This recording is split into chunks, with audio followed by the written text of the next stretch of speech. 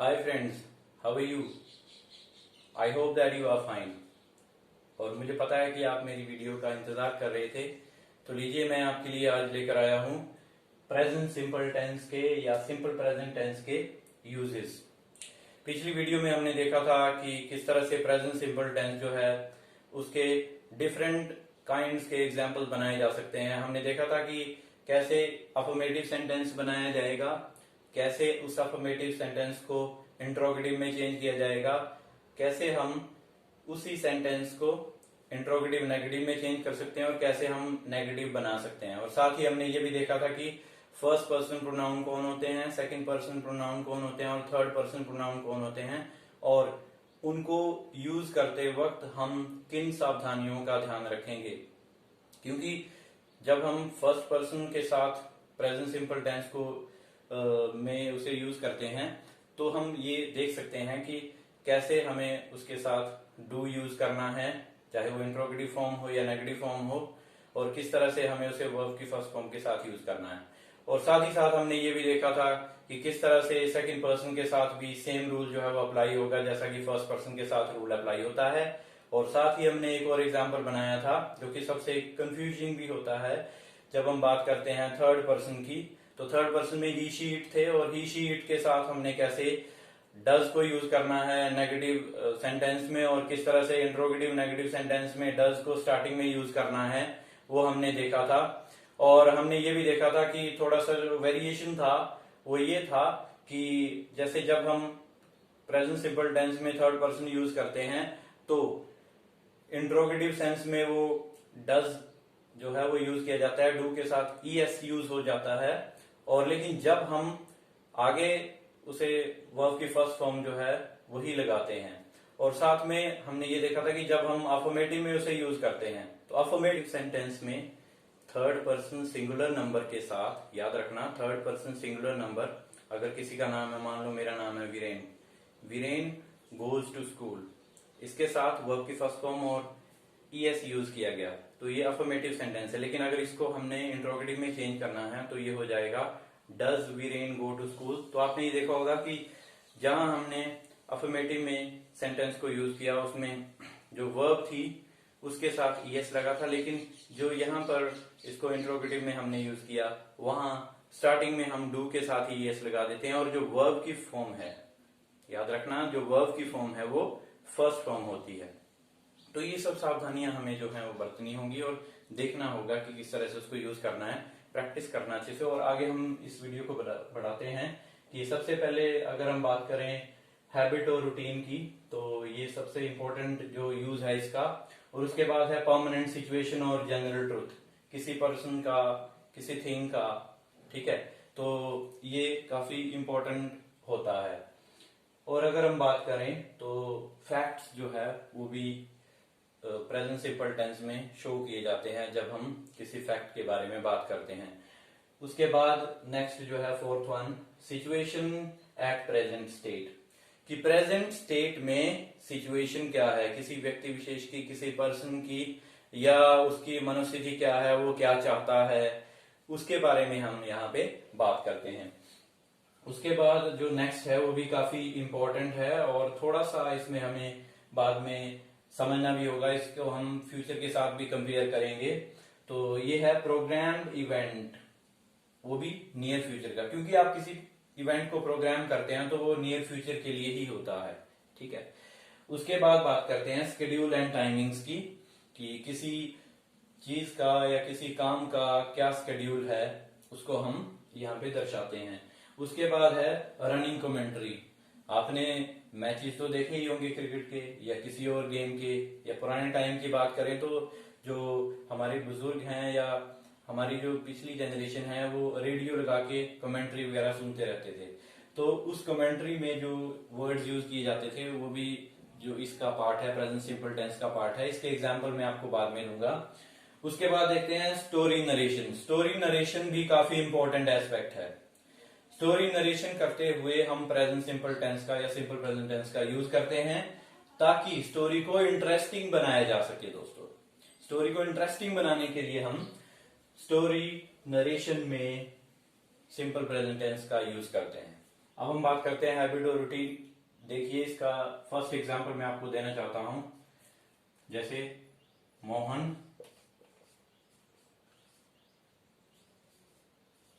Reads a novel every day.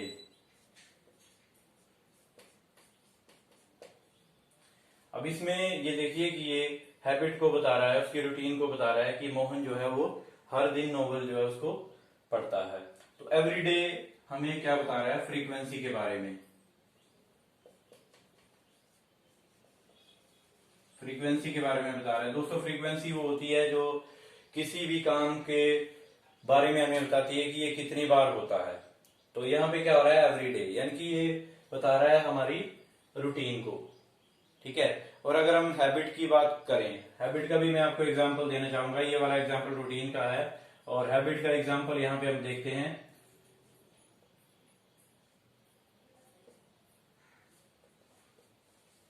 I take tea every morning eight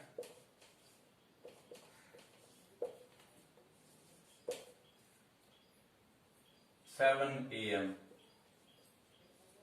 routine का I take exercise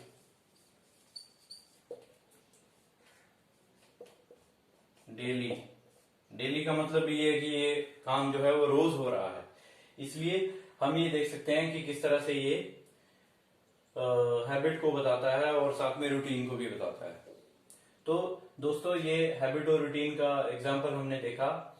इसमें आप अपने जो लाइफ है उससे रिलेटेड जो काम आप रोज करते हैं उन सबको आप यूज कर सकते हैं। तो ये सबसे इम्पोर्टेंट है आपके लिए, क्योंकि जो काम आप रेगुलरली करते हैं कि I get up early in the morning, I do my breakfast और I have my breakfast at 9 AM। तो इस तरह के सेंटेंसेस जो है आप यूज कर सकते हैं और ये सेंटेंसेस हम बार बार यूज करते रहते हैं। और हम अब इसकी टाइमलाइन देखते हैं। ये टाइमलाइन है। टाइमलाइन में अगर हम बात करें, आई टेक एक्सरसाइज डेली और Mohan reads a novel every day, तो यहाँ पे हमने एक बात नोट की है कि ये सारे काम जो हैं एक रेगुलर इंटरवल के बाद होते हैं।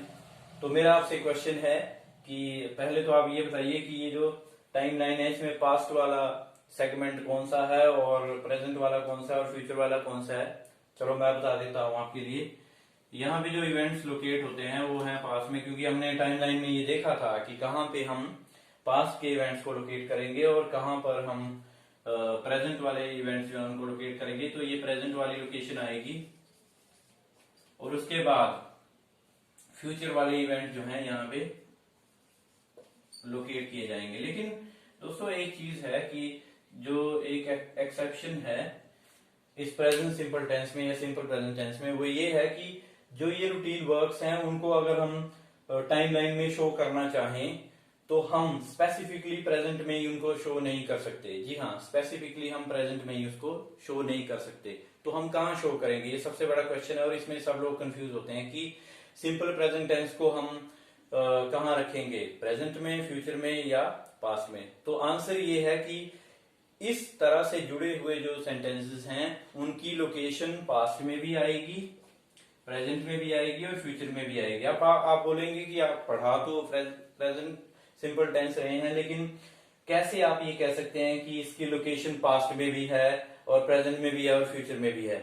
तो दोस्तों, आंसर इसका ये है कि अगर मैं बात करूं Mohan reads novel every day, for example past में आपका संडे था,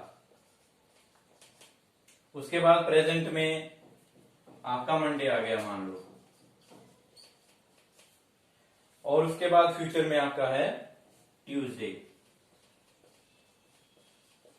अगर मैं ये स्टेटमेंट दे रहा हूं Mohan reads a novel every day, वो हर दिन नॉवेल पढ़ता है, यानी कि उसने संडे को भी नॉवेल पढ़ा था, उसकी रूटीन है, हर दिन पढ़ता है। उसके बाद एक 24 घंटों के गैप के बाद मंडे को भी उसने जो है वो नॉवेल पढ़ा और उसके बाद वो फ्यूचर में भी पढ़ेगा, क्योंकि ये तो अनसर्टेन है कि फ्यूचर में क्या होगा, लेकिन उसने प्लान किया हुआ है कि वो फ्यूचर में नॉवेल पढ़ेगा क्योंकि उसकी रूटीन है। तो इस तरह से हम ये नहीं कह सकते कि वो प्रेजेंट में ही नॉवल पढ़ेगा या पढ़ता है। वो नॉवल पढ़ता है तो ये शो कर रहा है कि उसकी रेगुलर रूटीन है, वो चाहे पिछले कल की बात हो या आज की बात हो या फ्यूचर की बात हो, वहां पे वो नॉवल पढ़ता है। इसी तरह से अगर इस सेंटेंस को देखें, I take tea every morning at 7 AM, तो ये आगे दोबारा से इसी को ही ले लेते हैं। यहाँ पे 7 AM Sunday morning, Monday morning 7 AM, और उसके बाद ट्यूसडे मॉर्निंग 7 AM। देखिए वही बात प्रूव होगी कि हम इसको एक जगह पे कन्फाइन नहीं कर सकते, किसी एक जगह पे इसको फिक्स नहीं कर सकते। तभी तो सिंपल प्रेजेंट टेंस को प्रेजेंट इंडेफिनिट टेंस भी कहा जाता है। वो इसलिए कहा जाता है कि यहां पर हम इसको किसी एक स्पेसिफिक जगह पे लोकेट नहीं कर सकते, ये फ्लक्चुएट करता है, वेरिएशन आती है इसमें, क्योंकि कोई भी काम जो है एक रेगुलर इंटरवल के बाद होता है। यहाँ पे मैंने आपको एग्जांपल वो हैं दे दिए हैं, यहाँ आप देख सकते हैं। ये हैं परमानेंट सिचुएशन के कुछ एग्जांपल्स।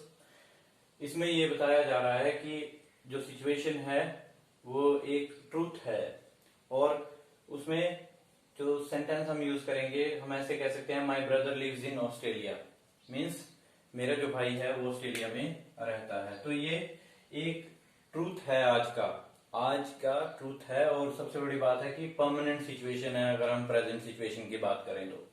उसके बाद एक और एग्जांपल मैं आपको देना चाहूंगा, he is a doctor, means वो एक डॉक्टर है। तो वो एक उसके बारे में ट्रूथ है कि वो एक डॉक्टर है। अगर मेरे स्टूडेंट्स इस वीडियो को देख रहे हैं तो मैं ये कहूं कि ही इज अ स्टूडेंट। चलो हम ये भी कह सकते हैं कि ही इज अ ब्रिलियंट, यहां पे एडजेक्टिव ऐड कर देते हैं, ब्रिलियंट स्टूडेंट। चलो आपके लिए अच्छा हो जाएगा ये। तो ही इज अ स्टूडेंट, अगर हम इसमें ये यूज करें तो ये एडजेक्टिव हो जाएगा, he is a brilliant student. तो ये क्या बता रहा है, ये साथ में बता रहा है कि ये एक जनरल ट्रूथ है उसके बारे में, ठीक है। तो इस तरह से भी हम इसे यूज कर सकते हैं। और एक और क्वेश्चन मैं आपसे पूछना चाहूंगा, वो ये है कि यहां पर इज हेल्पिंग वर्ब है या मेन वर्ब? कमेंट बॉक्स में जाके आंसर कीजिएगा, और उसके बाद मैं आपको लॉजिक्स बताऊंगा कि ये हेल्पिंग वर्ब है या मेन वर्ब। मोस्ट प्रोबेबली आपको पता होगा, बहुत सारे बच्चे इसमें कंफ्यूज होते हैं कि हेल्पिंग वर्ब है या मेन वर्ब है, तो कमेंट बॉक्स में जरूर लिखिएगा। इसके बाद हम फैक्ट्स की बात करते हैं। तो अगर हम बात करें जनरल फैक्ट्स की, तो इसमें सबसे पहले हम देखते हैं example, the capital of India is new Delhi, ठीक है। और उसके बाद अगर यूनिवर्सल फैक्ट्स जो हैं उनकी बात करें, तो यूनिवर्सल ट्रूथ भी हम बोल सकते हैं, the sun rise in the east. अब हम बात करते हैं साइंटिफिक फैक्ट की।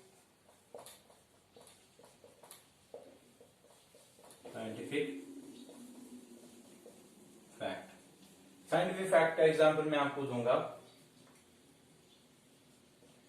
Water boils at 100 degree Celsius. अब देखिए यहां पे ये फैक्ट है, साइंटिफिकली प्रूव हुआ है कि जो पानी है वो 100 डिग्री पे उबलता है। तो ये एक साइंटिफिक फैक्ट है। तो इस तरह से हमने यहाँ पे फैक्ट्स के बारे में भी देखा, क्योंकि जब हम कई बार किसी फैक्ट को यूज करते हैं, वैसा नहीं है कि वो चेंज हो जाएगा, वो फैक्ट अभी भी वैसा है, और अगर हम 2 दिनों बाद यूज करेंगे उस सेंटेंस को फैक्ट्स को बताते हुए, तब भी वो वैसा ही रहेगा, वो चेंज नहीं होता है। और हम यूनिवर्सल ट्रूथ को भी कभी चेंज नहीं कर सकते, ये कभी भी चेंज नहीं होता। इसलिए इसके लिए हम क्या करते हैं, प्रेजेंट सिंपल टेंस जो है उसको यूज करते हैं। और हम बात करते हैं सिचुएशन एट प्रेजेंट की, कि प्रेजेंट में क्या सिचुएशन है। जैसे कि आई वॉन्ट टी, ये प्रेजेंट सिचुएशन है, मेरी प्रेजेंट रिक्वायरमेंट है, इसलिए मैं ये कहता हूं कि आई वॉन्ट टी। अब इसको कंपेयर करें आई टेक टी रेगुलरली से, जो कि ये फ्रीक्वेंसी को बता रहा है, रेगुलरली जो वर्ड है, और ये एडवर्ब भी है, इसके बारे में हम बाद में बात करेंगे। लेकिन इसको अगर हम कंपेयर करें तो डिफरेंस ये आता है कि यहाँ पे ये फ्रीक्वेंसी के बारे में बता रहा है कि ये एक्ट जो है बार बार होता है।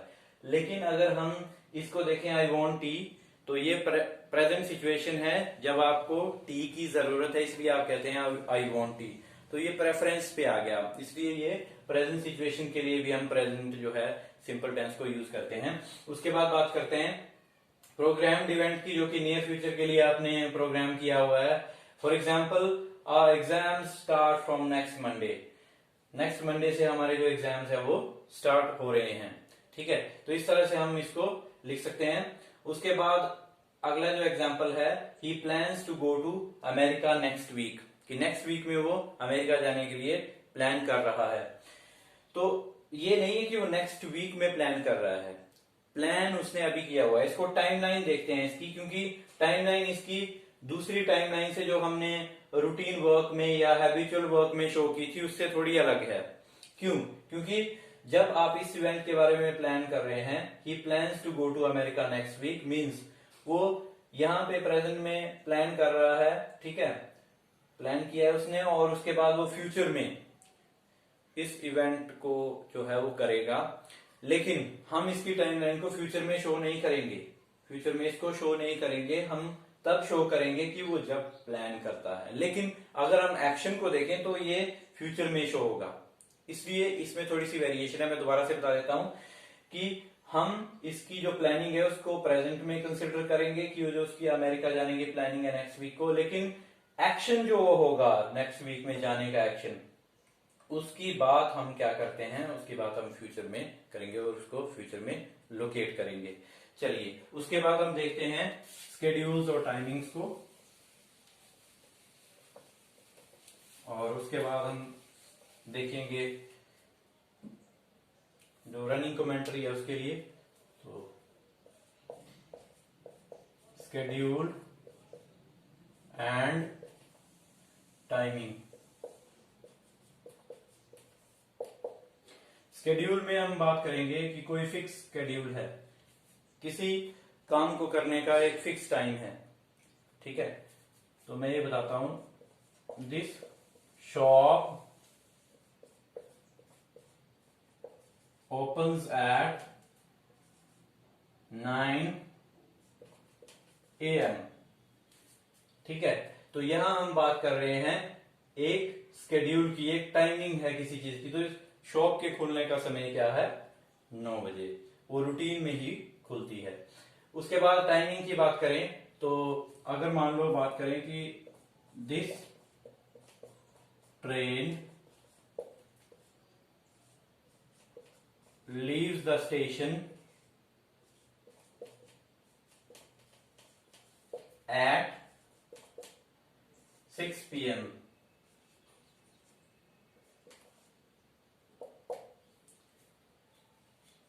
तो यहां पे जो बात की है वो टाइमिंग की है कि ट्रेन का जो टाइमिंग है वो 6 बजे का है शाम का जाने का। तो ये स्केड्यूल और टाइमिंग की बात जो है हमने कर ली है यहाँ पे। उसके बाद हम बात करते हैं रनिंग कमेंट्री की। रनिंग कमेंट्री, दोस्तों आपने मैचेस वगैरह देखे होंगे, उसमें जो कमेंट्री होती है वो ये नहीं होती कि द बॉलर हैज बोल्ड।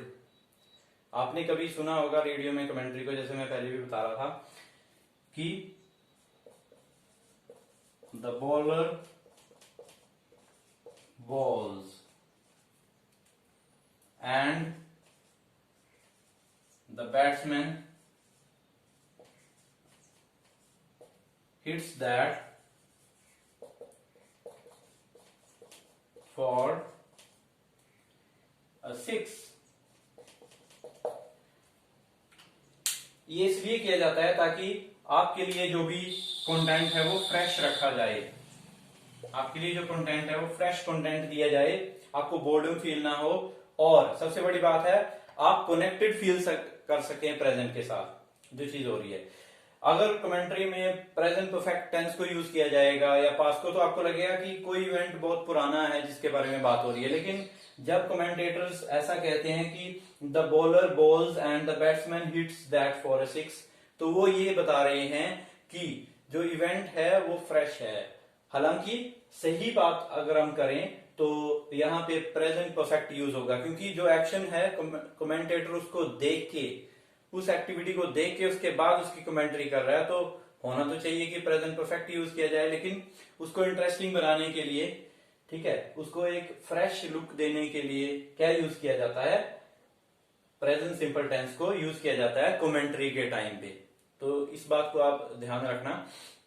उसके बाद सबसे बड़ी जो इंपॉर्टेंट चीज है मैं बताऊंगा, ये हमने इसके सेगमेंट्स जो है उनको पूरा कर लिया है, कि जब भी प्रेजेंट सिंपल टेंस को यूज करें तो रेगुलरली उसे यूज करें। और सबसे बड़ी बात है कि प्रेजेंट सिंपल टेंस अगर आपका पक्का हो गया तो आपको इंग्लिश के बारे में कोई भी दिक्कत नहीं रहेगी, क्योंकि प्रेजेंट सिंपल टेंस में ही बहुत सारी चीजें कवर हो जाती हैं, क्योंकि इसका स्कोप जो है काफी बड़ा है। चाहे आप रूटीन की बात कर लें, चाहे स्केड्यूल की बात कर लें, चाहे रनिंग कमेंट्री की बात कर लें, और चाहे आप बात कर लें साइंटिफिक फैक्ट की, यूनिवर्सल ट्रूथ की या जनरल ट्रूथ की जो आपके बारे में है। और स्टूडेंट्स के लिए भी इसको कैसे यूज करना है आर्टिकल राइटिंग में और ऐसे राइटिंग में, उन सब की बातें हम अगले वीडियो में करेंगे। तब तक बने रहिए मेरे चैनल इजी इंग्लिश में।